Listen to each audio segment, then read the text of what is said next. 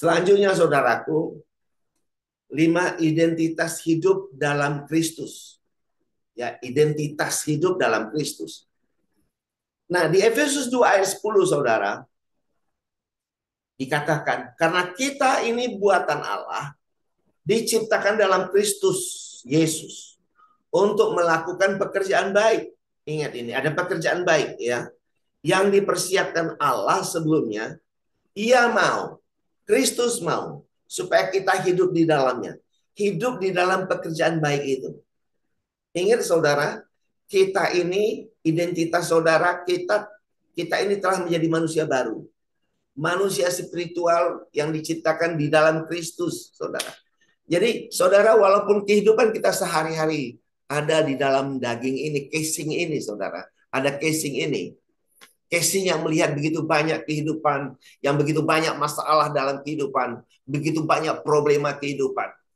Bahkan akhirnya banyak orang berkata mereka masih adalah orang berdosa. Tapi saudara, pada hari ini kita mau diingatkan, identitas diri kita. Kita adalah manusia spiritual. Ya, ingat ini. Saudara, Bapak, Ibu, kita manusia spiritual. Inilah yang kita hidupi dalam hidup. Bahwa kita diciptakan di dalam Kristus. Ingat, kita diciptakan di dalam Kristus. Kita manusia spiritual yang hidup di dalam Kristus. Tidak hidup stand alone. Saudara tidak hidup stand alone. Saudara tidak hidup sendiri.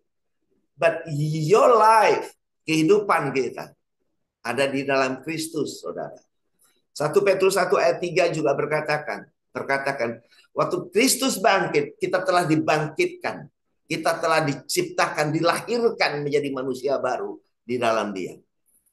Nah, saudara, untuk itu di 1 Korintus 2 ayat 15 juga dipertegas, saudara. Tetapi manusia rohani. Nah, kita telah menjadi manusia rohani, saudaraku. Ya, menilai segala sesuatu. Kita bisa mengerti, saudara.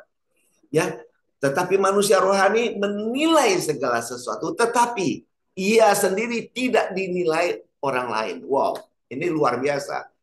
Manusia rohani. Ini mari sadari, saudara, sahabat-sahabat sekalian. Hidupi, sadari kita mengerti, mengenali Kristus, mengenali siapa kita, dan menghidupi diri kita sebagai manusia spiritual di dalam Dia.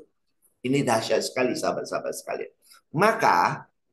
Maka di 2 Korintus 5 ayat 16, saudaraku, sebab itu kami tidak lagi menilai seorang juga pun menurut ukuran manusia.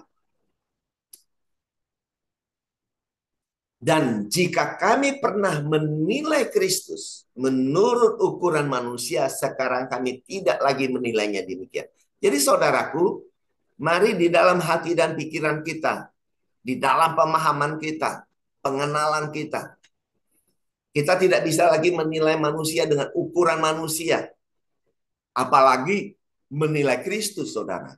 Dulu Kristus yang wujudnya manusia, yang mati di kayu salib, itu dulu, saudara. Itu sudah selesai 2000 tahun yang lalu. Tetapi Kristus telah kembali kepada natur kealahannya, yaitu roh. Kristus adalah Tuhan yang roh. Artinya apa? Artinya Tuhan maha hadir, saudaraku.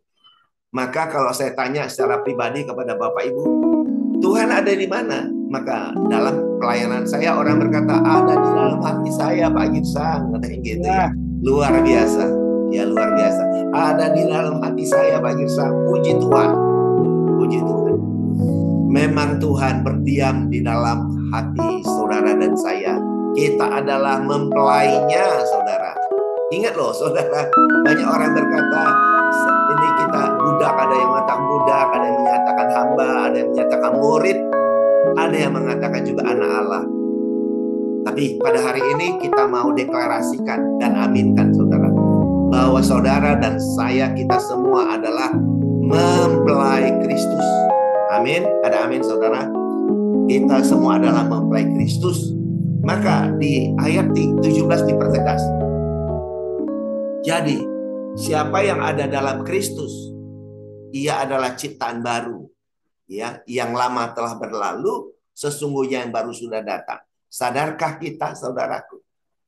bahwa kita adalah menjadi manusia baru, sudah ingat ini. Sehingga kalau kita bicara integritas, bicara karakter, bicara apapun, ingat kita adalah manusia roh, manusia baru, bukan lagi manusia lama, saudara. Kita telah menjadi manusia baru. Mari kita mensyukuri hal ini. Menghidupi, menikmati hidup sebagai manusia roh. Dahsyat sekali, saudaraku. Walaupun katanya kita masih mijak di bumi ini ya, kaki kita masih iya, tapi ingat kita telah diciptakan di dalam Dia. Kita ini sudah turun dari surga. Kita sudah turun ya dari Kristus itu. Dipercaya ada di bumi ini. Bersama Dia di dalam Dia loh. Ya, ini dahsyat sekali. Bersama Dia di dalam Dia. Dia Immanuel, ya. Menyertai kita senantiasa, bahkan kita ada di dalam Dia. Karena kalau kita nggak ada di dalam Dia, kita tidak bisa melakukan apapun.